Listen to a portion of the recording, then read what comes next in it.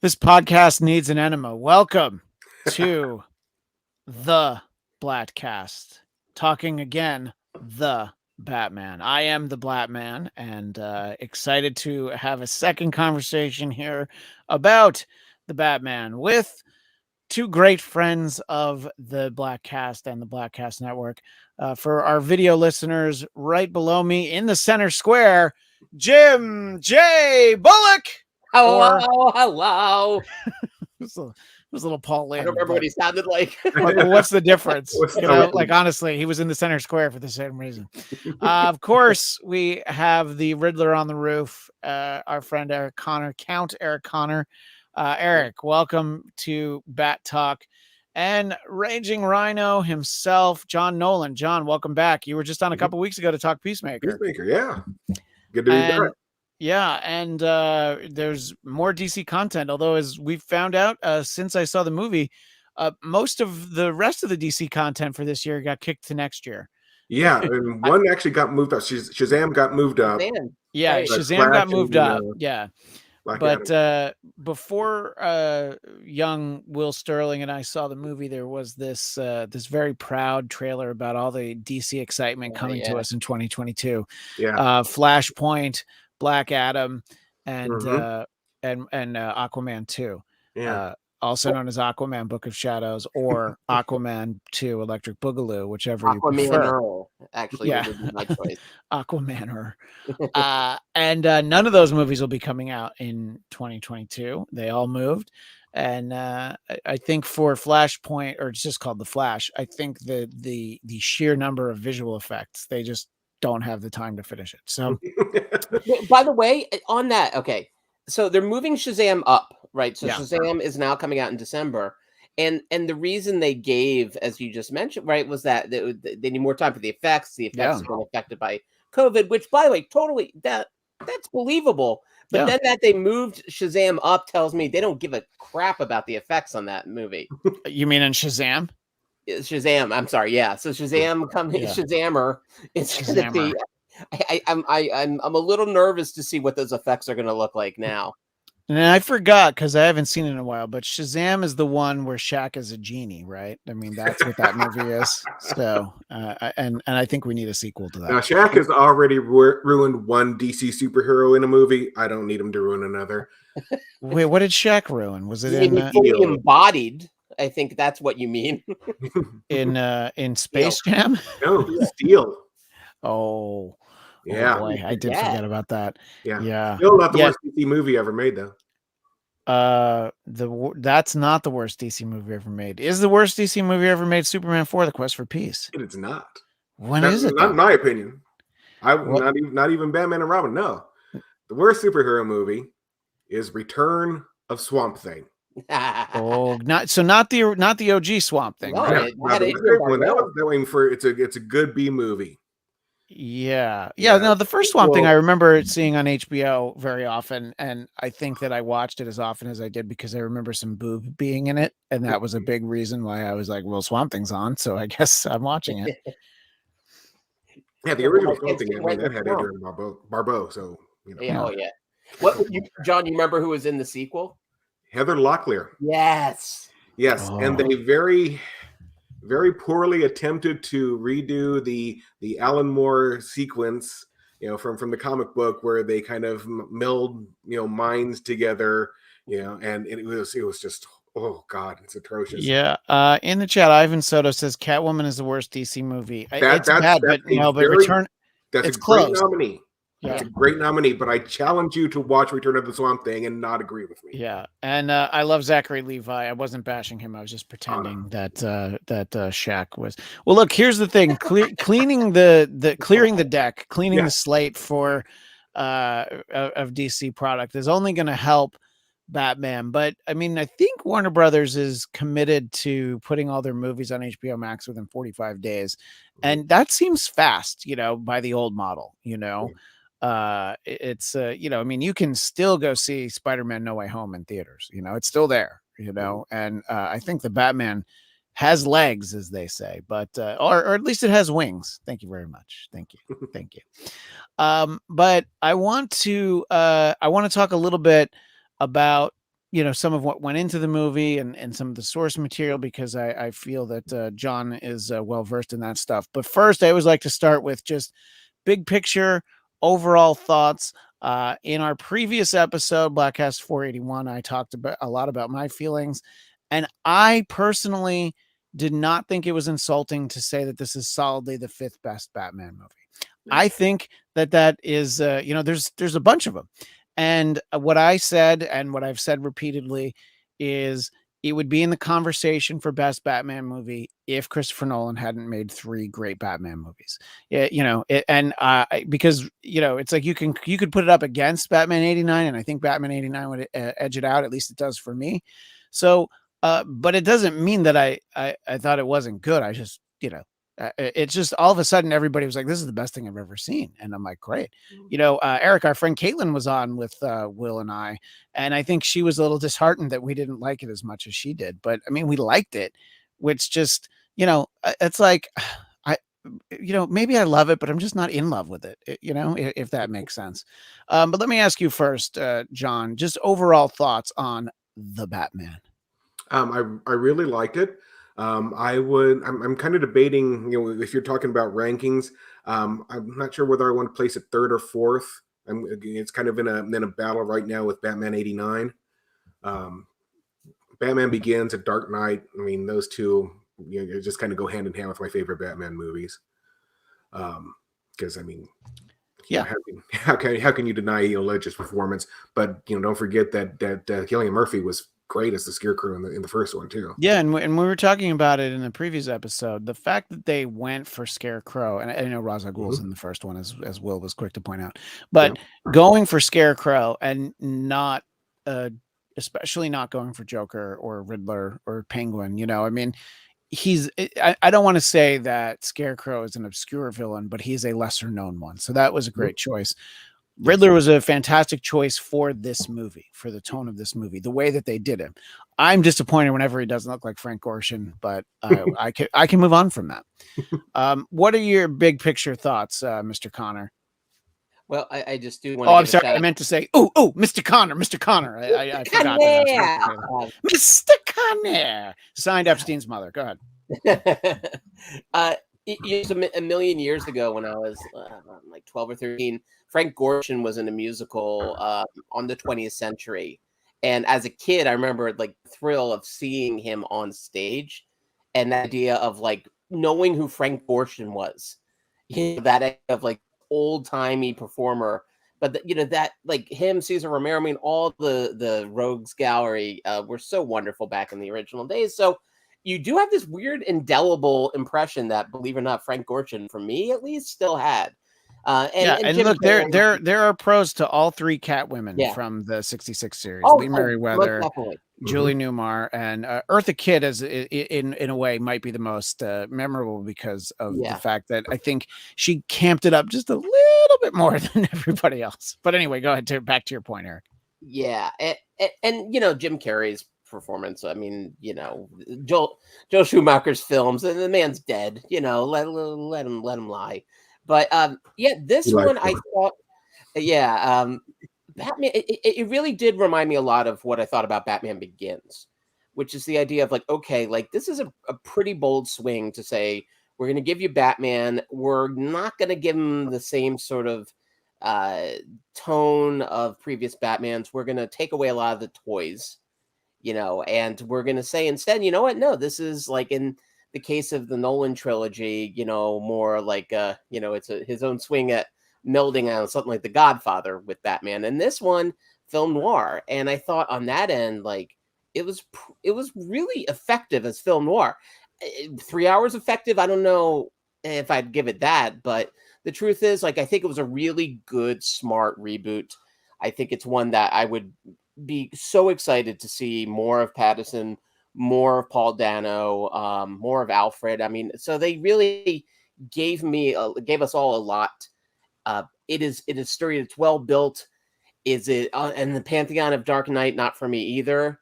But now having seen it twice, I got to say, like what they pulled off is really impressive in this film. Yeah, no, I agree with that. And and you have seen it twice. And John, have you only had time to see it once? Yeah, John just started a new job last week, which was really unfortunate timing on their part. Yeah, damn them. Yeah, just the one time so far. Yeah, and I thought that the interesting thing was what I learned was just how much you love Mystery Science Theater 3000 because you stayed to watch their premiere of their Kickstarter new season instead of going out and seeing Batman. And I'm like, wow, I would have pegged you as someone who would, watch Mystery Science Theater 3000 later and go to see the Batman. So see, I learned more about you, which, both, very important to me. I mean, I would probably, I've certainly spent more hours with Mystery Science Theater 3000 than I have with Batman. But that's just because the show's so long. Every episode's 2 full hours. And I got to see one of their live shows out here, which was awesome, by the way. Oh yeah, I went to one at the Ace Hotel. Maybe we were at the same show. But my wife actually got me tickets to the live show for my birthday just nice back in January. It was so much fun. Yeah, I approve of Mrs. Nolan. What's that, Eric? I approve of Mrs. Nolan. You approve of Mrs. Nolan. Yeah, well, he got Mrs. Nolan to watch Peacemaker with him. So that is that's very impressive. Actually, I got her to watch the first season of Doom Patrol with me. Oh wow, even better. That's not something I would have expected 20 years ago when we got there. But when you asked her to watch Titans with you, did she pull a Nightwing and say "fuck Batman"? She actually watches Titans with me. Nice. I kind of plod through it. It's not my favorite show. Funny little tidbit. I have only seen the first season of Titans. My wife has seen the first 2 because she met to be a writer on season 3. She didn't get hired, but so she had to binge the first 2 seasons. And I'm like, just go on without me. Well, they could have used her for 2 because 2 was a dumpster fire. Yeah, well, it was 3, I think, is what she would have written. So right, but they could have used some extra talent there on number 2. The third season was actually probably the best so far, but still not. Yeah, well, by the time the first season ended, I liked everything except I liked everybody except Nightwing. I think it's casting. But anyway, let's talk about this film. And there is no Nightwing, but maybe coming down the pike at some point. So let's see. I think that I've made my opinions known on a lot of this in our previous episode, and I've tweeted a little bit about it. But for me, I thought Robert Pattinson was a very good Batman. He is probably my least favorite Bruce Wayne. And what I said in the previous episode is I don't need to be lectured by people on Twitter that are telling me that, like, no, you just don't get it. This is exactly who he's supposed to be at this point. And you'll see in the next movie. I'm like, great. Maybe in the next movie I'll feel differently. I'm just going on what they put on the screen in this movie. And I'm just not into it. I love that he is clearly a fan of Robert Smith from The Cure. That's great. But that's not what I need from my Bruce Wayne. And my hot take will always be, until I see one that's better, Val Kilmer's still my favorite Bruce Wayne because he nailed it perfectly. And I love Ben Affleck as Bruce Wayne because he's been Bruce Wayne for so long at that point. You just you buy him as Bruce Wayne. At least I do. Anyway, that's my stuff. But let me ask you first, Eric.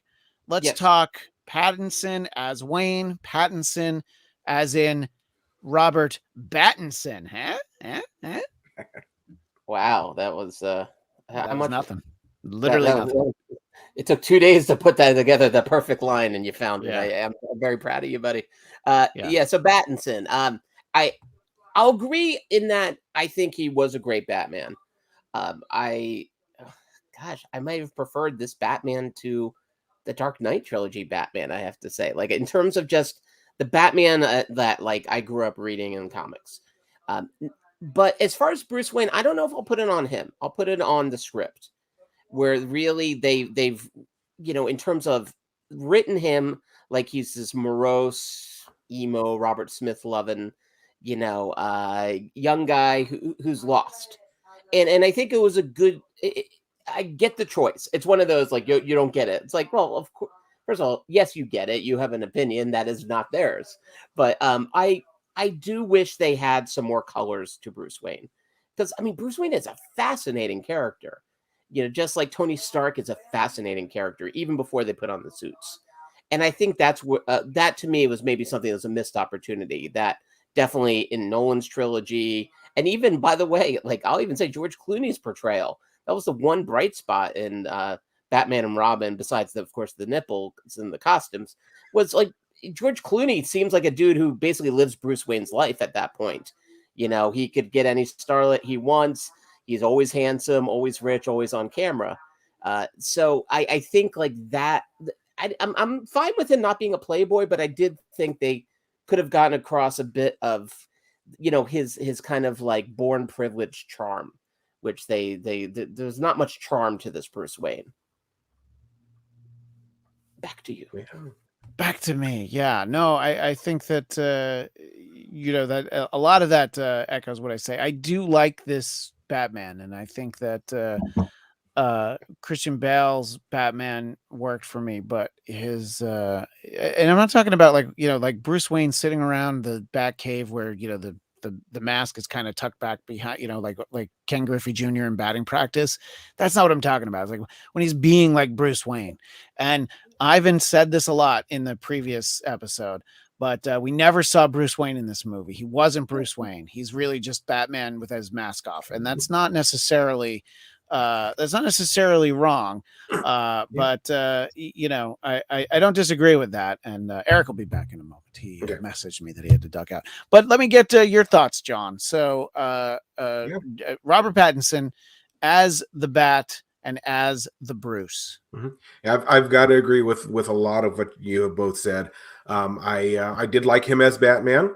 I think that he's probably a little bit better than Bale as far as, you know, just, you know, the presence and the fighting skills and all that fun stuff. But as Bruce Wayne, no, really didn't care for him. And like I said, it's he's just as much Batman when he has the cowl off as he is when he has the cowl on. It's, you know, the things about Batman that you kind of like was like if the cops, you know, at the crime scene would say something, he would just look at them. He wouldn't really respond to them. You just give him a look. Well, Bruce Wayne's doing the same damn thing, and you need to separate those two things. Bruce Wayne has to be a separate persona. He has to act like that. Yeah, and I mean, obviously, in the comics, they have the advent of 80 years of having it, but I mean, I feel like, you know, various interpretations of him, you don't feel like there's this huge disparity of it. And look, I'm always glad when people like something that I don't like about a movie, but just don't take it out on those of us who happen to, if there is a majority opinion, it doesn't mean that it's wrong. It also could mean that it's right. If the majority of the people are like, yeah, I don't like this, and you're the one saying like, well, this is great, good for you, but you know, don't try and convince us otherwise. But I think that I don't know. I think in general people did like him as Batman, although Will Sterling felt like he could have been smarter. I thought that he did some great detecting in, you know, but Will's point was that, you know, he was really good at solving riddles. So you would appreciate this, Eric, that I felt that the next movie, he was going to go up against a nemesis called Sudoku, and he was going to be able to outsmart him at every turn. And I hope that that's what we get. I'm just recycling jokes from the previous episode because I know not you guys didn't see it, so it's fine. I thought if you want a deep cut, he could go up against Cluemaster. Oh, or no, the Wordler. The Wordler. I think that's the next big bad. Yeah. What so we're obviously we're covering the main character in there, and I think that they do a good job in sort of setting it up. And you know, there's this talk about Gotham City being a character in the movie, which I do agree with. I felt like there was a great representation of Gotham City in the Nolan movies. And I think the Tim Burton Gotham City was well defined, but you just didn't feel like it was, you know, an entity in the way it was in these other films. One of the things that I find it as, there's always the narrative out there on social media that's quick to be aggravated by. And there was someone in our chat in the previous episode that they subscribed to one of these things, and I actually meant to bring it up, but then we went an hour and a half, and I was like, all right, I guess we got to be done. So I'm bringing this up earlier than I might have, but there's this idea that why did they make everyone who's corrupt in Gotham City an old white man? And I understand asking that question, but one, who historically tend to be corrupt in politics, but even if you want to take the real world out of it, a lot of these are characters that are established in Batman, and that's just who they are.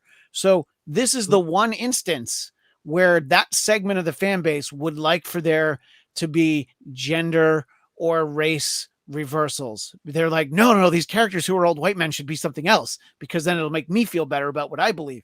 So I found this to be an insane point, because I mean, the ruling class, the elite politicians and such, they're not, and don't think that just because the young African-American new mayor is all idealistic. I don't believe that she's not corrupt. We just haven't seen it yet. She's just talking the talk. So there's plenty of time in subsequent movies, but to that point, because John, you and I probably follow a lot of the same people, or we maybe, the annoying thing about Twitter is if somebody that likes or interacts with a tweet, you're going to see a whole thread that you weren't interested in. Yeah. And that's how I'm even aware that this idea is out there. What do you say to the notion that Gotham City has been made corrupt by old white men?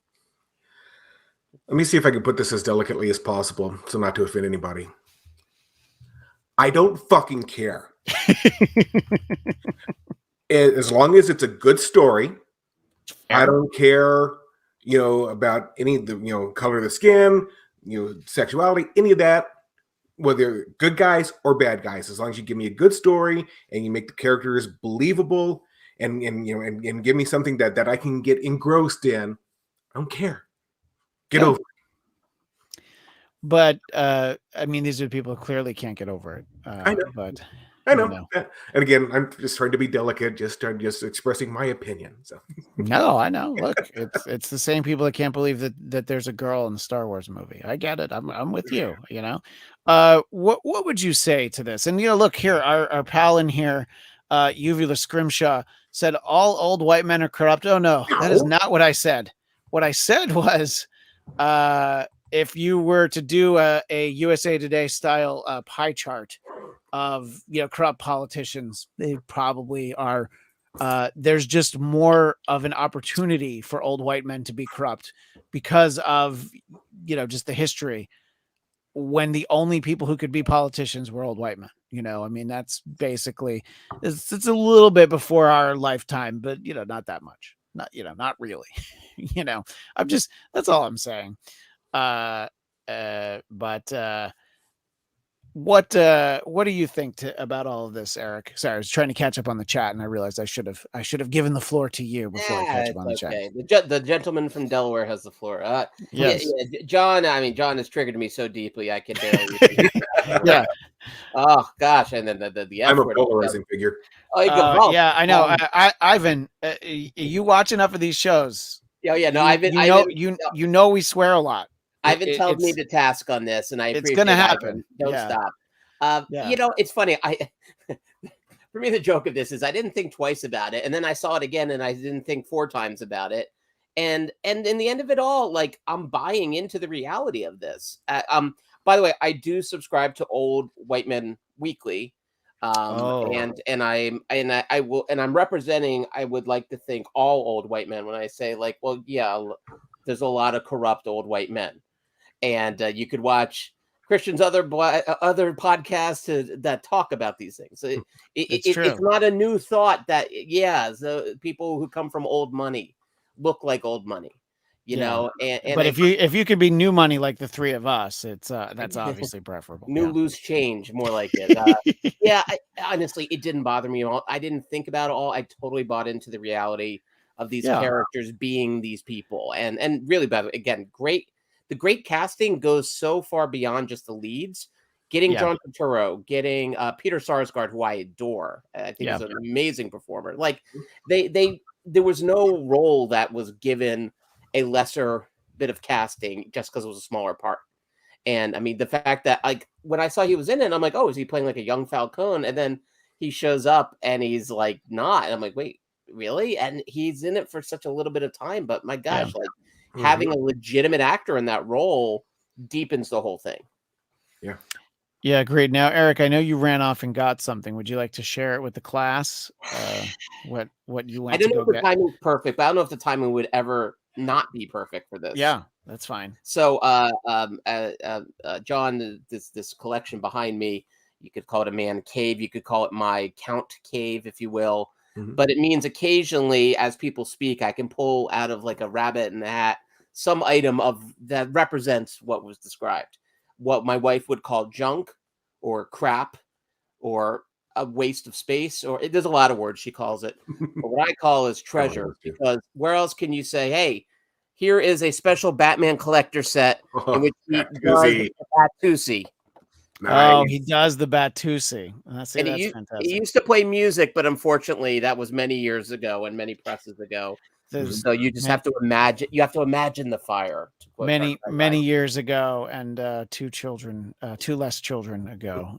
Yeah. This, to be honest, this might have been bought after one of the kids arrived. Oh, okay. It is a sliding scale. Second human arrived, less money spent at Comic-Con, and but then rose back up when I say, "Oh no, it's for the kids." Like I think I bought it for him. Yeah. But yeah, in this room. Chris Chid in the chat, I don't know how you can watch Dark Knight Rises and listen to Bane's speech at Blackgate Prison as well as the depiction of the mob and not feel it's overly political. Nolan is screaming political messages, in my honest opinion. I'm not going to disagree with you. It's just we're not really talking about that movie. By the way, Caitlin could not believe that I liked Dark Knight Rises more than this movie, and I couldn't believe that she couldn't believe it because I'm like, believe it. It's, I mean, but what we did all agree on that show, by the way, is how Batman Begins is underrated as the forgotten entry in that trilogy because it came first, and that does a disservice to the great Katie Holmes, obviously. But I'm a lawyer. Yeah, like her pen moves a lot. Right? By the way, Uvula Scrimshaw loves your Batusi. So, and anyone who is represented by the mighty Galactus is going to get their opinions up on the screen. Yeah, I didn't find this to be overly political. This movie, when you're dealing with corruption, of course you're going to have that, but it wasn't like, it wasn't one of those things where it's like, well, all the higher ups on the GCPD were appointed by Republicans, so we know what that means. It wasn't like, oh, and the new mayor-elect is a Democrat, so she's going to save us. There wasn't any of that. It wasn't even like a whiff of that. You know what I mean? And John, I think that if it had been heavy-handed, that is not how you like your Batman served. I'm just feeling that way. Yeah, in general, no. I mean, I agree with what you said. It really didn't seem very heavy-handed. I do just from my own perspective, it did not surprise me that the corruption went so deep. Yeah. And when I was watching the movie, we were talking about the new mayor and how she may be corrupt too. I was actually thinking that during the movie. It's like, I wonder if she's in their pocket, and no matter who wins, there's still going to be corruption, because I believe all politicians are corrupt. That's taking a page out of something that Eric and I raved about, mostly into a vacuum. Hit Monkey, which just we were the ones trying to get everybody to watch, and I still haven't come down off my thought that it's better than Hawkeye, but maybe. Oh, Hit Monkey? Maybe. No, I'll line up with you on that hill. Yeah, no, Hit Monkey was one of the great surprises from all the Marvel and DC show adaptations. Hit Monkey is right up there with Peacemaker, and the way I was shocked at how much I liked it. Peacemaker is probably a better show, but that's all right. In any case, I think that the reason why this gets compared to the Nolan movies so much is that we're only like 16 17 years from the first one, and basically a decade from the third one, and in between we did have the Snyder Batman, in Batman vs Superman. And Will made the point after we saw the movie and then also on the episode was that this was good to see, but it is familiar to have this Batman. I think it would have been great if we had gotten the Affleck Batman movie that we had been promised, because the idea of older Batman is something we haven't had before. And if it's not going to be Dark Knight Returns, as in the comic book, if we're not going to get, 60-year-old Batman, at least the one who's been at it for a while, what I like to call the Danny Glover Batman, I'm getting too old for this shit. I'm 2 weeks away from retirement Batman. What do you think about that idea, though, John? Would it have been great to get an old Batman? Yeah. But that, is it unfair to use that against this movie because he's a young Batman and they want to build a franchise out of it? No, yeah, you're right. If you're going to build a franchise, you have to start early in the story. If you start late in the story, you're already there near the end. Would I have loved to have seen more Ben Affleck as Batman, especially older Batman? Heck yeah. I mean, he really did embody that kind of like weary, angry, bitterness of 20 years of costume crime fighting and really not seeing it get anywhere. So yeah, it would have been nice to see that. Heck, even if Matt Reeves was directing, I think they talked about that for a little while when Batman or Affleck was stepping down as director. Yeah. Yeah, I think that they had a script for Matt Reeves to look over, and he decided he wanted to do something that was more Batman Year One. What do you think, Eric? Is it unfair to judge this movie on the sort of overall familiarity of it? I mean, Batman 89, it's not year one, but it's not year 20 either. I mean, he hasn't been Batman forever. People don't really know him before that, right? That's the Batman coming onto the scene in Batman 89, right? So I mean, essentially it is a variation on year one. Yeah, but I do have to give a shout out to an Alex Connor who's lurking in the chat, who may or may not be my 13-year-old. Thank you for watching. Hey, Count Connor / Dad.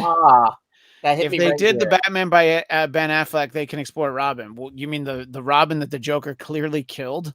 Well, maybe it's just Robin's head. I mean, well, he had the suit as a eerie memento, which I know was there for exposition purposes, but still, it was like a little. Don't creepy. you do that like when a loved one is horribly murdered? Don't you like keep their clothes? Like, well, that's only because I'm the one. Yeah, but only because I'm the one who murdered them. I mean, that's why it's called a souvenir. Look it up. But you mean a trophy? I believe is what is the term. You call it what you call it, and I call it what I call it. Look, we both have pits in our garage that we keep women in that we abduct at bus stations. All right, it's fine. Can we move past it now, please? You think I wanted a trampoline? No, I needed a trampoline. To this question about old Batman, well, it's interesting. So Christian, like, it's something I was going to ask you here. It's like, so Matt Reeves was given a totally different script, and he just sort of said, "No, I got this thing over here." Or were there pieces of this in the original Batman? No, it's a completely different script. I mean, I don't know. Maybe the Riddler was in it. I actually don't know that much about that script. I don't think that they've told us. Yeah. But he did read whatever the script was for the Affleck movie. Yeah, and I would have been perfectly happy with. I mean, weirdly enough, like, and I've been. It's for years. Me and I mean, most of the universe we would not have thrown the word graceful or exceptional at Ben Affleck's acting. His directing has moments. He was phenomenal in Mallrats. I think it's important. I thought you was 25. No, who's your favorite new kid? Call me Donnie. Call me Joe. Anyway, sorry, good. He would have his moments, but like over years, he's gotten really much more interesting as an actor. You know, agree, and I was surprised how much I liked him as Batman, or more to the point, maybe Bruce Wayne. You know, and so that idea of like an older Batman who's like, you know, feeling every one of those hits he's taken over the course of his career, like I would have been all over that. I would have loved to see that movie, and also him as a director on it would have been interesting, because looking what he did with Argo, looking what he did with was it oh gosh, the Gone Girl. the other one, No, it's not Gone Baby Gone, Yeah, and I knew it had Gone in it. and The Town, and Gone in 60 Seconds. Sorry, that's the Gone movie I was thinking of. Yeah, the town was great actually. I did like that one. Yeah, The Town to me is something that like kind of really shows like I would have liked to see, in essence, that director tackle a Batman, because he just how he worked the city in. Yeah. So I mean I think he would have done a really interesting job with it. Maybe on the writing front, I'm not sure, but on the directing front and even the acting front, I think it would have been great. But I don't think we're gonna know anymore. Well, from Alex Connor in the chat, unpopular opinion. Oh, there he is. Two-Face is my favorite villain. I want to see Harvey Dent in the Batman sequel. Yeah. I mean, I like that character. That character, it's such a great idea. It is Two-Face, and you know, Tommy Lee Jones might have amped it up a little too much, but I thought Aaron Eckhart was great. You know, so yeah. Let's shift it over to Selina Kyle, or of course, as the great the great Christopher Walken would call her, Catwoman. Let's talk about Selina Kyle and what you thought of this iteration of Catwoman, who's never actually called Catwoman, which is fine. But you know, what did you think, John? Best Catwoman we've had so far in the movies. I mean, in the movies, yeah. I mean, there's a lot of Catwomen. We mentioned 3 of them from the TV series. There was the one on Gotham who was like, you know, junior Catwoman, right? And Michelle Pfeiffer. Whew, yikes! I mean, as much, you know, it's people are too quick to put Batman Returns together with Batman 89, because Batman 89 is great, and Batman Returns is the wine you left up on the shelf but didn't realize that there was no cork in it. So then you bring it down and you're like, what the hell is this? Anyway, that's just my editorialization. Yeah, I think that she was great. What did you like about this iteration that maybe we hadn't seen from Anne Hathaway? I think she was much more fleshed out as a character. You know, I liked her motivations, you know, for what she was doing, her compassion for her roommate, or, you know, we don't know for sure. I mean, she's been alluded to be bisexual in this. Yeah, there was the impression that it wasn't just her friend, but, you know, then she plants one on Battison. So, you know, she's up to whatever she's up to, which again, that goes back to what you're saying earlier. It's like, great, just tell a great story. Yeah, exactly. So, yeah, I mean, everybody loves Michelle Pfeiffer. I actually got yelled at by one of my coworkers because I said that I like Kravitz's Catwoman best, and because they love Michelle Pfeiffer so much. But I don't need my Catwoman to have a psychotic break, you know, in order to become Catwoman. You don't need her to be gnawed on by an alley of cats. Is not something that you need to see. Exactly. Pushed out the window by, of course, Christopher Walken. Exactly. That's right. Yeah. Yeah. So yeah. I mean, just all around, just absolutely. Yeah, Barry, and I think Eric, I think you commented as me for a second. I'm sorry. Yes, no, it's okay. Barry Cohen says the villains' costumes were too grounded, like Spirit Halloween grounded. The new Batman suit is good. I do like the new Batman suit. I don't actually agree that they look like Spirit Halloween, but I love that's how you described it. Look, I think that you can't do the Riddler costume in a movie that's dark like this. You know, you can do it in a Joel Schumacher movie. You can do it in Batman 66. But I think to go the Zodiac angle for him was fine, you know.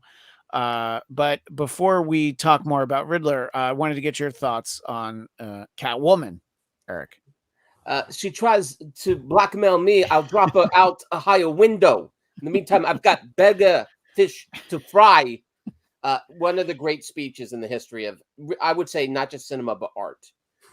So I am here all I mean, day it's long. up there with his other speech, of course. He Yeah. kept it in his ass. From Pulp Fiction. Piece of metal. Yes, Yeah. everyone's got a Chris Walken. I know, of course. But you know what? I first of all, by the way, Batman Returns may be my second favorite Batman, but I will fight you later on that. When was the last time you saw it? Oh, I see it a lot. Like, okay, that's fair. Every time I close my eyes, I see that film. I love it so much. Yeah, like every time I close my eyes, I see Clooney's nipples, but not in the bat suit. But I don't think anybody wants to hear about that.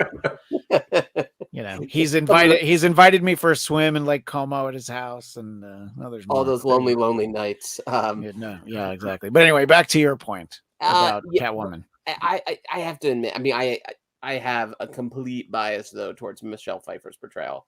I thought what she did with it, and yes, it's a touch campy, yes, touch more in the old world of Batman than this world of Batman. That's fair, course, yeah. But I will say though, like I adored her, and I thought Zoe Kravitz did well. I completely agree, John. Like I love the depth they gave her character, where she wasn't shticky. She played it very sort of grounded. I don't know how sold I am on Zoe Kravitz as a performer, but I do think she more than handled herself in this. Considering also like who she's, I mean, not just Patterson, but really all the other actors you have in this, she really held her own, and she did that in Big Little Lies too. So she's an interesting performer. It's a role that I think on paper I thought was really interesting. It didn't necessarily let her kind of loose, so to speak. Like I think because it was such a human role. She didn't get that. She was more woman than cat. But on that end, I thought she really held her own with that cast. But still, unfortunately for me, John, my heart belongs to Miss Pfeiffer, and her portrayal she will forever have my heart. And I don't know if anyone could break that bond.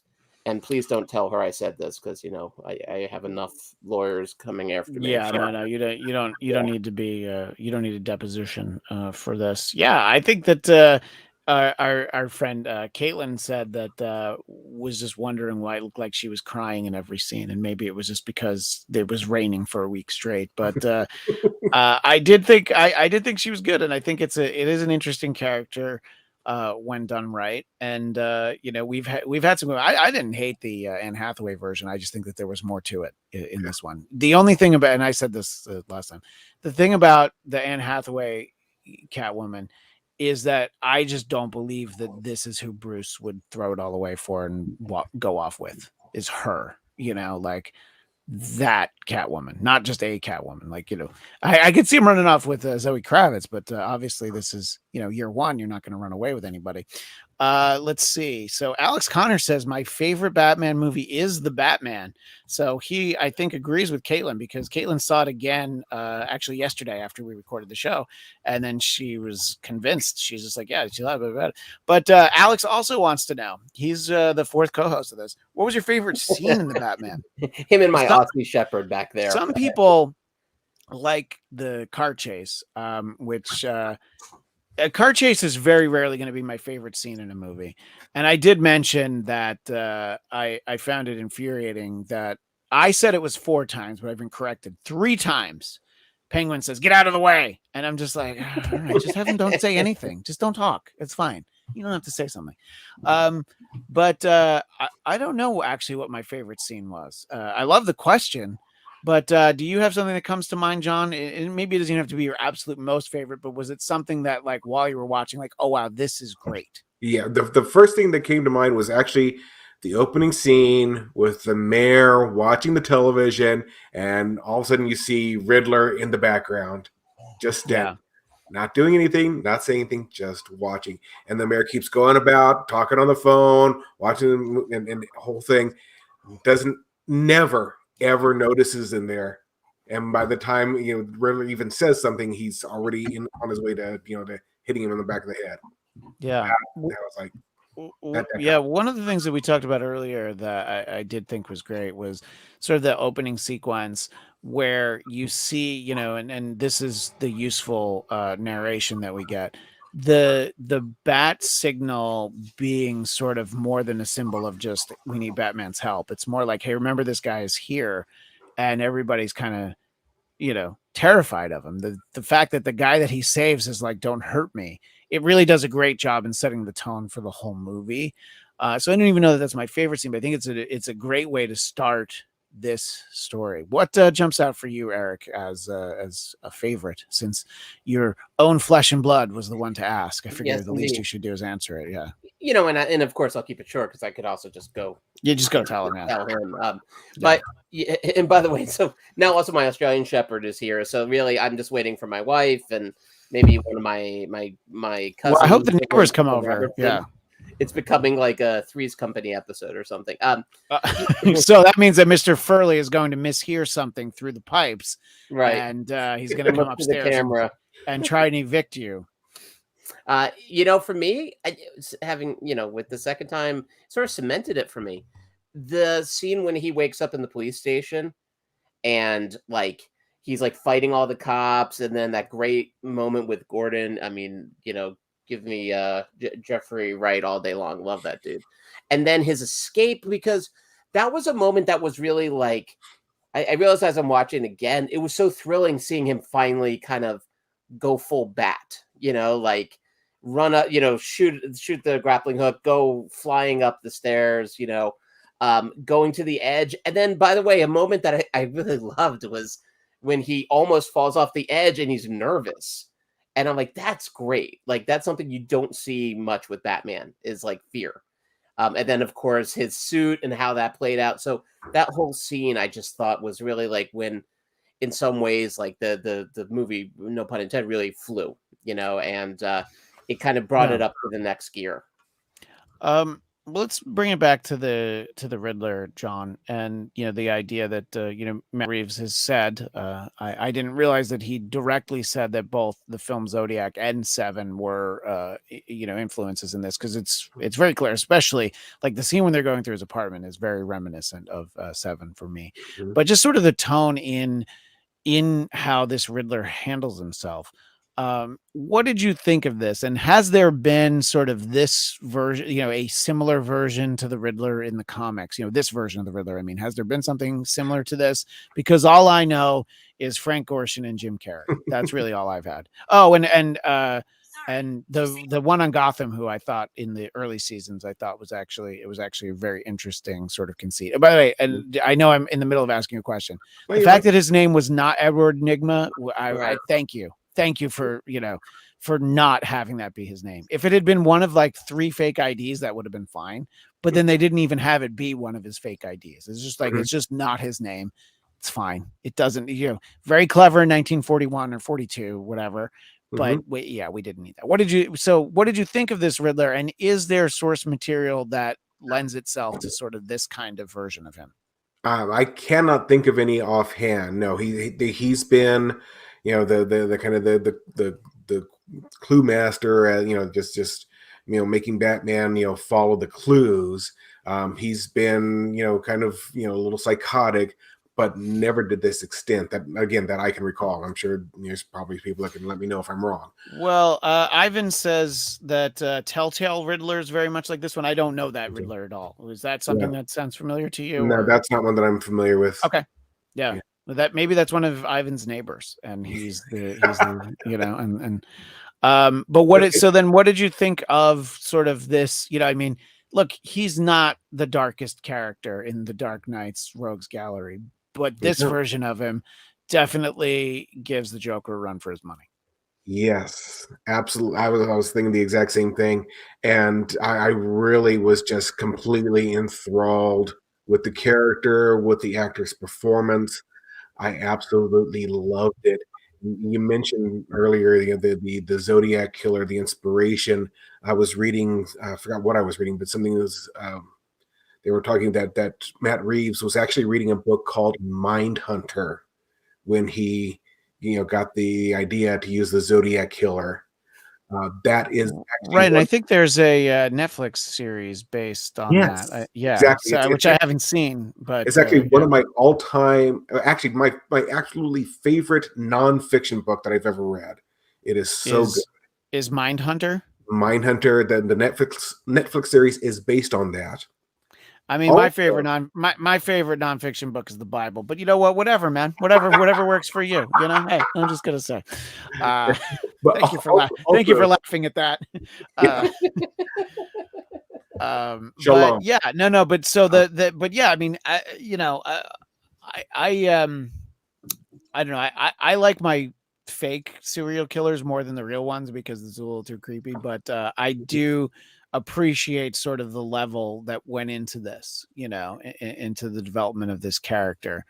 Yeah, it seems like I don't know. It seems like it really worked well for what this was. But what did you think, Eric, of this take on the Riddler? It's funny. Like sometimes for me, like Riddler, Joker, they sometimes kind of get a little close to each other in the way they've been sort of portrayed in the comics and TV shows, whatever. But definitely Paul Dano's stamp on this was so his own. And I mean, it's interesting. Paul Dano's had this very long career. He's never really been in like a big movie like this. He has in this. If you think like, yeah, I mean, because even like There Will Be Blood, I mean, that's that's like a critically acclaimed film with great actors. But yeah, you're right. I mean, it's not. He hasn't been on something that if it doesn't make $1 billion, it's going to be considered a failure. Yeah. And so I mean, I guess there's he's a recognized actor. He's got lots of critical praise over the years. I mean, I apologize, I didn't even see it, but apparently he's really great in the Brian Wilson movie Love and Mercy. So he's been out there doing it, and his portrayal here I think was so smart because the moments where you expect him to go loud, he goes soft, and vice versa. I mean, he constantly surprised. I mean, just his voice, his stillness, like I thought was incredibly transfixing. Like his recordings, which you could have said, oh, it's just like the Joker in Dark Knight, and yet it wasn't. He really, I think, just killed it. And to the point where the fact that he wasn't killed at the end of this is great because we want him back.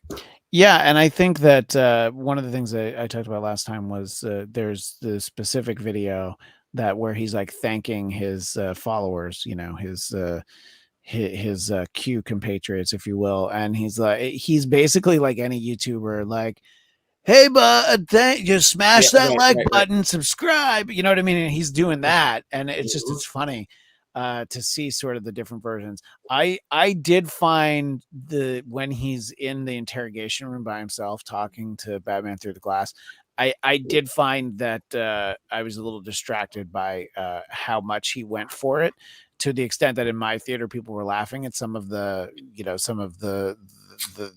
little like verbal tics, but that was just for me. By the way, it was Barry Cohen in the chat pointed out that John Astin also played the Riddler, which I did know, but I certainly forgot that Gomez Adams also played the Riddler at some point. But I'm sorry, just like it's Michelle Pfeiffer for you, it's always going to be Frank Gorshin for me. I mean, yeah. But I think that let's just touch on it for a moment because I think it's an important scene that a lot of people are talking about. Not Barry Cohen in the chat, but Barry Cogan, who people know from Dunkirk and Eternals, is a character in this movie that is some version of the Joker. He's not listed as the Joker, but he sure laughs a lot. So he's the Joker who laughs, but maybe he's not called the Joker. And he said that like, oh yeah, I don't even know that I'm going to go with him. I'm like, well, then why did you cast an actor that people know who it is? So like, don't lie to us. If you think you might go to the Joker, it's fine. I don't need the Joker, especially not in the next movie. I said this last time. The most disappointing thing at the end of Batman Begins is when he finds the cards for the Joker. And I'm like, oh no, I don't want that yet. Heath Ledger's fantastic. That movie's great.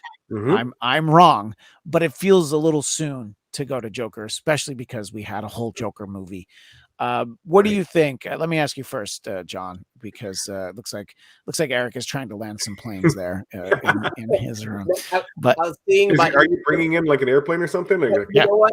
Over my shoulder, it's been featured in other Bladtcast episodes. I do have a bunch of the Eternals Happy Meal toys. Nice. And I was like, do I have Barry Kogan? And I do not. That is, he's the one you don't have. And by the way, guess what I'm going to be buying as soon as this is over? Because you realize you don't have him. And I realize I have a problem. Nice. Yeah. Yeah, I know. I just want to get the Angelina Jolie one and ask Brad Pitt to sign it sometime. Anyway, what do you think, John, about getting a Joker character and having him be in the cell next to the Riddler? That in and of itself is fine, but like you said, I do not want Joker in the next movie. If you think about like a trilogy, which I'm assuming this is what they're going to go towards eventually, the trilogy, the third movie should be the biggest bad of all. And for Batman, the biggest bad of all is the Joker. And as much as I did like Dark Knight Rises, Bane is not the big bad. Joker is the biggest of all. So I would rather have him but just hypothetically, having done Joker in the second one, who do you think would have been a better villain for the third Christopher Nolan movie? Or do you think they should have saved Joker for that one? I would have saved Joker for the third movie. I mean, as far as second villain goes, okay, yeah, Bane actually is a good choice because he is the man who broke the bat in the comic book. But I mean, when you think of Batman, the first villain you think of is Joker. Yeah, and I feel like Batman has a great collection, a great rogues gallery of villains, even better than Dick Tracy, as Eric and I were trading messages about. And hopefully that we one day get a standalone flat top movie, but I won't hold my breath, but it's as good as everybody else is. It's definitely Joker, and it levels off a little bit after that. There's you can I'm sure you can John, I'm sure you can point to a lot of stories that are great with other villains, but there is something about the Joker. And I mean, you think about how memorable he is from the animated series, even, what do you think, Eric, about the possibility of us, of casting a name actor, or at least an actor of some renown, for a Joker character, and what that says for the future of this franchise, or this iteration of the franchise? Well, it's a heck of a misdirect if they're not going to use him. Because he is a known actor. He's in Dunkirk. He's in the Eternals. Like, he's not just some dude.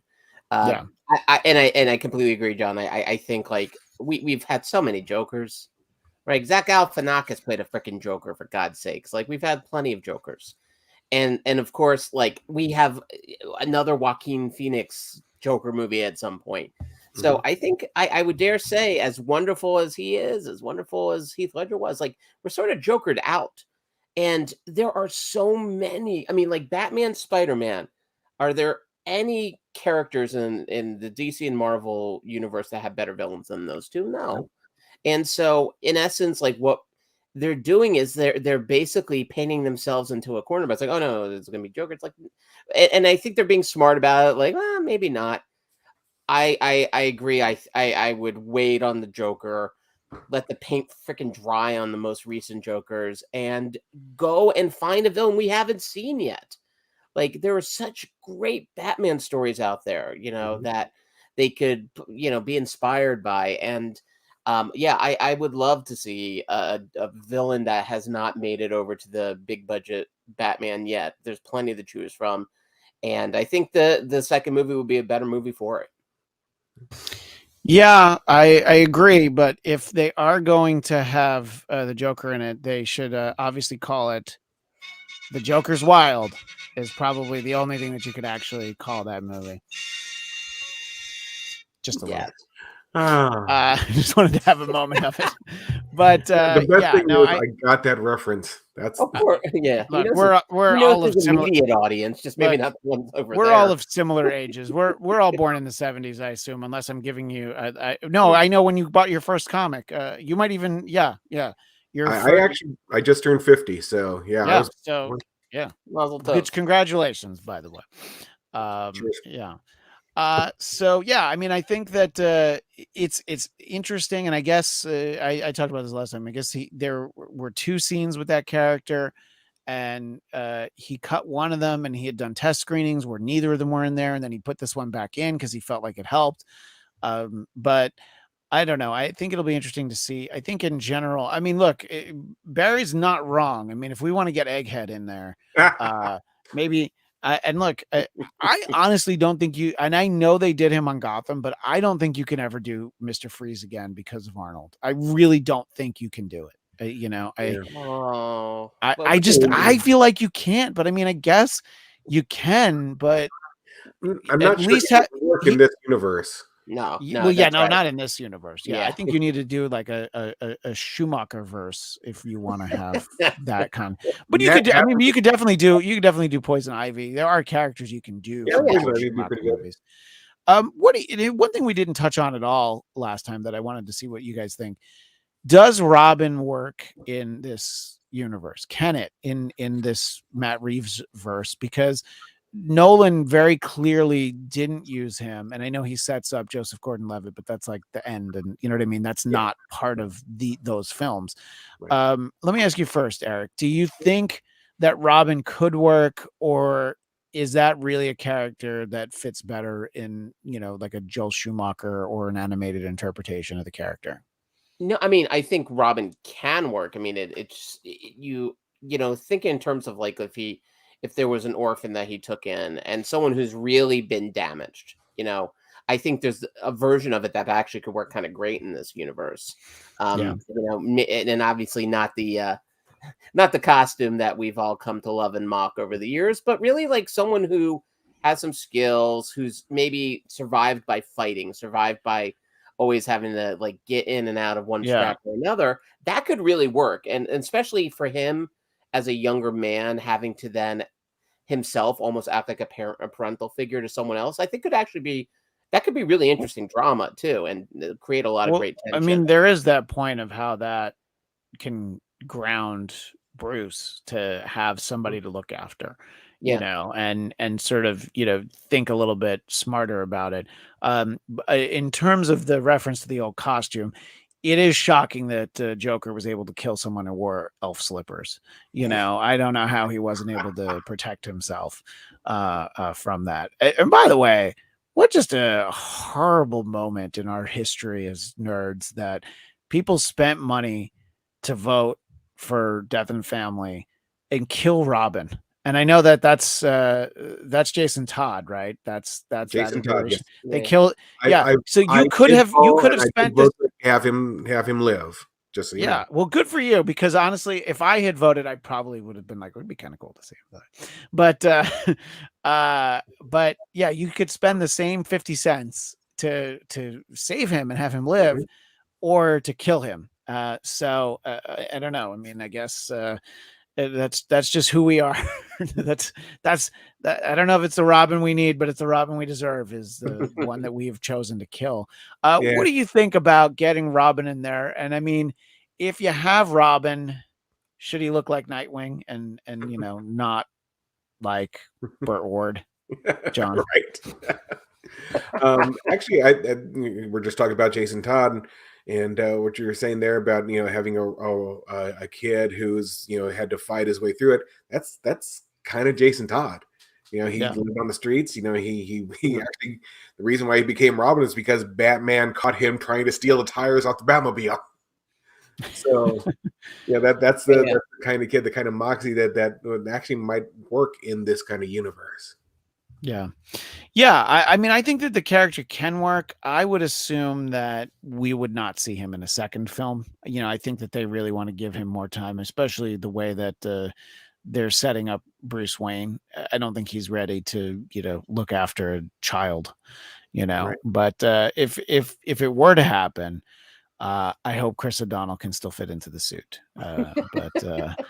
I think that I feel like they'll do at least one more without him. And honestly, if they never get to him, I can understand the hesitation. It's hard to tell dark stories with with brighter characters, even ones with a tragic past. I referenced a death in the family, and I've heard mention of a few Batman comic book stories that influence this, and I wanted to, John, give you a few moments to talk about that. But before I do, I will mention that our aforementioned friend Caitlin Cornell, myself, and Michael Shirley will be doing the premiere episode of a monthly series over on the Geekscape Network on April 3rd at 7 p.m. Eastern, 4 Pacific.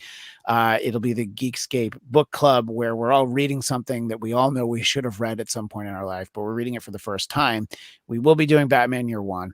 Mm-hmm. And I have my trade paperback. I have bought it, but I haven't read it yet. So obviously that's a starting point for a source material on this. But I've heard references to some other stuff. So talk a little bit about what you think went in, sort of were inspiration for this, John, and please sing the praises of any of those books, and if they're available in trade paperbacks at your local bookstore and Amazon also. Mm-hmm. Exactly. Yeah. The like you mentioned, Batman Year One, that definitely is an influence. As when I was watching the movie, when Batman has followed Selina back to her apartment, just her interactions with her roommate, and grabbing the costume and jumping out the window, that felt straight out of Year One. Oh, see, I thought that was the Batman Who Peeps is actually what I thought that yeah, that was a little it was a little creepy, right? And he's like oh wait, let me make sure I'm recording this. It's like, right, it's like, are you gonna look away, pal? Come on, man. Yeah. Not to be confused with Batman Year One by Jeff Johns and Gary Frank. And that you got the backstory. Wait, there's two things called Year One, or I'm sorry, Year One, Earth One. Earth One. Okay, because Year One is Frank Miller and David Mazzucchelli, who, of course, and thank you for pronouncing that for me, because I was going to screw it up. But who also revitalized Daredevil, the same team, Daredevil 227, the Born Again series. Yeah. Mm-hmm. Yeah, so the Earth One was kind of like an alternate universe take from Jeff Johns and Gary Frank, and that's where you get kind of the Wayne's backstory with Thomas running for mayor, Martha being from the Arkham family, and Batman not quite sticking the landing. It's kind of reminiscent of that story, and then of course the Long Halloween. From which I also bought, even though I'm not going to be talking about it on the show. They were having a book fair for my son's school at Barnes and Noble, and I was like, this seems like a good opportunity to give some money to a national chain. They also did a 2-part animated movie on that, which is on HBO Max if you want to watch that. But that's from Jeff Loeb and Tim Sale. And that's actually the second time that story has been used for a Batman movie. This time, the whole idea of somebody gunning. So wait, which one? The Long Halloween? It has been used. Which one was it used before? Well, I'll tell you. So in this movie, somebody trying to take down the mob, gunning down people to take down the mob. That's kind of reminiscent. But another part of that story is Gordon, Batman, and Harvey Dent getting together to clandestinely take down the mob. That's part of The Dark Knight. Oh, okay. Yeah. So it's kind of interesting that story has now influenced 2 big, and very popular Batman movies. Important comment from Alex Connor. Benedict Cumberbatch should play Two-Face. I mean, I think he would be great, but I think that casting choice might be a little strange. I'll be right. We'll be right back. But honestly, what could go wrong? Jar Jar should also be in the Batman sequel. I mean, that's a given. I mean, he should be in most sequels. Misa, people gonna die. I mean, what would fit better in there? Misa, your older brother, Michael. Misa got passed over. You for the Scrum Show's got to run. Love you too. Thanks for being here. But Yeah, so it's interesting because every time I see a Batman movie, it's usually that's when I'll pick up a Batman trade or two. There's too much for me to look back over, you know. I mean, I I don't even enjoy reading Spider-Man stories from the 21st century, you know. I like to stay in my comfort zone. But some of these great things, you know, Dark Knight Returns and some of that stuff, I think it's always interesting. So yeah, the Long Halloween seems intriguing, and I look forward to checking that out. You know, we talked about Commissioner Gordon in passing. You brought him up. Let's talk about Commissioner Gordon in this film, John. What were your thoughts? Yeah, he's right up there for me with Gary Oldman as far as best Commissioner Gordon. I think the difference is Jeffrey Wright has a little bit more direct interaction and actually, partnership with Batman. Oldman, unfortunately, all he gets to do is drive the car, and that's a bad thing, but it's still, this Commissioner Gordon is a little bit more hands-on with, directly working with the Batman. It's kind of cool. I like it. Yeah, I did like that they felt like partners. I mean, they clearly always work together. Does always seem to be, you know, in any iteration that I've seen, it's like Jim Gordon is always the one crazy bastard who realizes that the Batman is useful, you know. Mhm. And I always think it's funny that nobody else can ever see it, you know. But he's the one. He's not just the one good cop. You feel like he's also the one smart cop. Although I guess that there was the collection that all showed up there, but for the most part, there aren't that many good cops. What did you think of Jeffrey Wright as the commish, Eric? Yeah. A million years ago, I got to see Jeffrey Wright when he was in Angels in America on Broadway, and so I kind of like when I saw him in that, I was like, "Oh my God, who is this guy?" And so every time I've seen him in a movie, when you see someone on stage first, you feel almost like a weird little bizarre pride of ownership, even though Sure, I have yeah. nothing to do with the success of his career. I was one of many people who bought tickets to that Tony-winning play, but he always makes things he's in better, you know. And here, you know, I think his take on Commissioner Gordon was great. I love that. I mean, the moment where he pushed Batman up against the gate, you know, like I was like, dude, like Gordon's a badass. Like he's going mano a mano with Batman. So I thought it was really cool in this. I think it was different enough from what Gary Oldman did. I mean, Gary Oldman was sort of the Commissioner Gordon in some ways, like I always wanted based off of like the comic. But then I think what Jeffrey Wright did was something fresh and different. Despite I even mentioned his weird mouth movement, which I didn't notice, but now I will not be able to not notice. That's all you're gonna be able to think about. Yeah, but Jeffrey Wright all day long. He's amazing. No, I thought he was great, and you know, And he we've also only plays Batman in the Audio Adventures. oh yeah, somebody yeah, I think that did come up, which I didn't realize. Yeah, so he gets to be the Watcher. He gets to be yeah, he's the Watcher on What If. On, your favorite Disney show, Christian? I like an episode of that. There's an episode of that I like very much. Alex is ready to fight you over that, Christian. So just be careful. Don't go around Burbank late at night.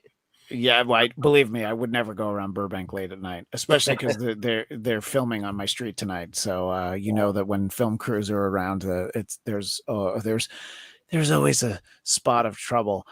We only mentioned it in passing, and I think it's really important to talk about Colin Farrell. There are a few people who did not realize that, you know, I've seen people, you know, just anecdotal evidence. People did not realize that Colin Farrell was playing the Penguin. And I think that they did a great job. They did not DeVito him up too much. Sorry, Eric. But I think that, look, there's room for him to be penguinier, if you will. You know, I think, you know, because he's just Oswald Cobblepot at this point. Yes, people know him as the Penguin, but he doesn't even have a top hat or an umbrella in this movie. So obviously there's still room. But I think that it was one of the most pleasant surprises in the movie was just how good he was. There isn't anybody in the movie where I'm thinking like, oh, they were bad. I mean, you know, maybe somebody has a line or two wasn't with you, but I mean, in terms of major characters that we saw on the screen, I really thought everybody was great. Yeah. And as I said last time, Colin Farrell, I'm sure, has made bad movies. I just haven't seen the ones where he's bad, because whenever I see him, he's good. What do you think about this Oswald Cobblepot, John? Oh yeah, this is just like I said with Catwoman and with Riddler. This is the best Penguin we've had so far. I mean, as much as I like the creepiness of Danny DeVito, and don't get me wrong, I mean, the whole Burton verse, that's a whole other issue. That's a whole other take on it. I love the creepiness. Danny DeVito was just grotesque, but this is a more modern interpretation, more focusing on kind of what Penguin is now in the comics, kind of that gangster and about to become the top guy. So Colin Farrell, I mean, geez, you watch him and you don't realize it's Colin Farrell. He is so engrossed in that character. It's fantastic. Yeah, and I think that there was going to be an HBO Max GCPD show, which seems to have been backburnered according to Matt Reeves, but there will be a Penguin show. And I think it's actually picks up from this point in the story. I don't think it's like, a prequel story. So that'll be interesting to get to see more of that. What do you think of this Penguin, Eric? I mean, again, he's not DeVito, who, you described John as terrifying, but I mean, you could say that about him in Taxi. And throw Mama from the train. He's it's just remarkable what he did here. Like even when it's Colin Farrell, you don't see Colin Farrell in there at all. And really, like, not only to his performance, which was great, but also, I mean, the makeup artists, like, they were able, I mean, they made his face unrecognizable, and not in a way like, I mean, oftentimes when we see that, you can sort of see the prosthetics in some capacity. It just doesn't quite look right. It's hard to completely forget. But I thought like this, and then like, I mean, like Gary Oldman in Darkest Hour, it's like two examples of like an actor really nailing a role in tandem with a makeup team being able to completely transform them too. So I'm curious what it's going to be like for him, though, to do this as a TV series, because that means he's going to be on set for months and months. Yeah. And like that makeup, I couldn't even guess how long it would take, but it was terrific. And at least 15 minutes, if not 20. And if not 20. Yeah. And I know he's a busy man, but I think like I've seen Colin Farrell bad in some stuff. In fact, maybe to be continued in next week's Marvel movie talk, Christian, because there was specifically one Marvel movie that I was not a fan of his in, but I think Colin Farrell was in. Yeah. I don't even remember what Marvel movie he was in. Daredevil. Oh my gosh, he was Bullseye. Bullseye. Jesus. Okay, so yes, I've seen it. Yeah, you know what? I've seen him be not good in a movie. Yes, you have. But all is forgiven. All is forgiven. He was terrific here, and I look forward to more of him. It's the same thing with like the Riddler. It's like they just left me hungry to continue their tale. Yeah, and I think the idea that Riddler has his his minions. I mean, look, the ones who don't show up at the garden or whatever they were calling it, they're still probably out there. So the fact that his reign of riddling terror can continue is interesting for sure. Before we go, let's just talk about what we would like to see in another movie. We talked a little bit about how we don't need the Joker, and John, one of the things I hear people throwing around a lot is something I don't know anything about what it is. I just know that maybe the name isn't that cool. People want to see something called the Court of Owls. What is that, and would that be good for the? Look, I'm just calling it like I see it, like I hear it. That's not a great name. It is one of those things where the name is not indicative. It's a basically a secret society that has been running Gotham for generations, and they can be pretty damn creepy. Okay, well, yes, it's like the Stonecutters on The Simpsons. And I'm all for anything that makes me think of the Stonecutters on The Simpsons. Yeah, so something even more deep and secretive than all the corruption that we saw in this movie. Well, if if you got an email tomorrow from Matt Reeves and he's like, who do you want me to put in this movie? Is there somebody that it could even be somebody you said earlier, but it's just if there's a number one choice for you for who we get, and it could be somebody we've seen in a movie before or not, but who do you think you would most like to see? Actually, I think again, I'm just going off the first one that comes to mind is Yeah, Matt sure. Hatter.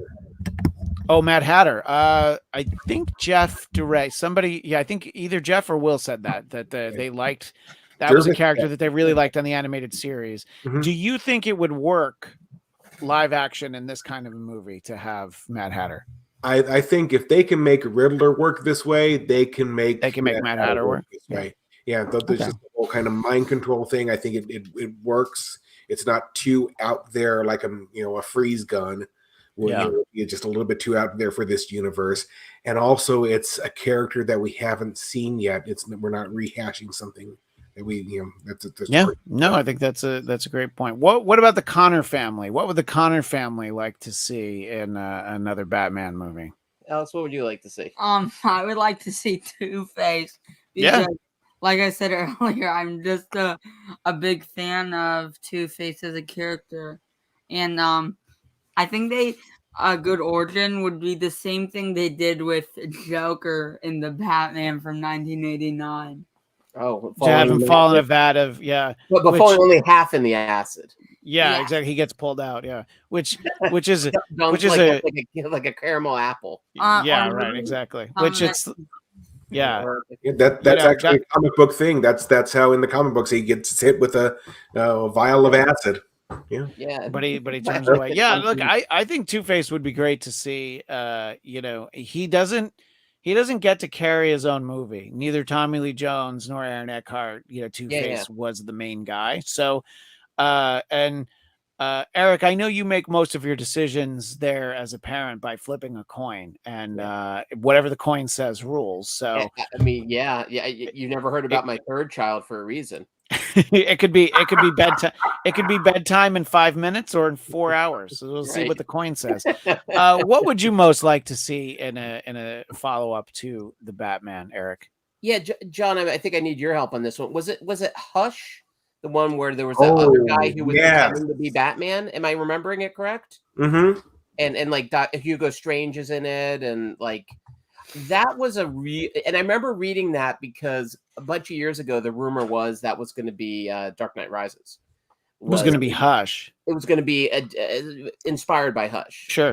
And I had heard about that title before. I realized I hadn't read it. So I, like yourself, occasionally find myself ordering one of those, you can't really call them graphic novels because it's just a compendium of a bunch of issues. Just a trade paperback. Yeah.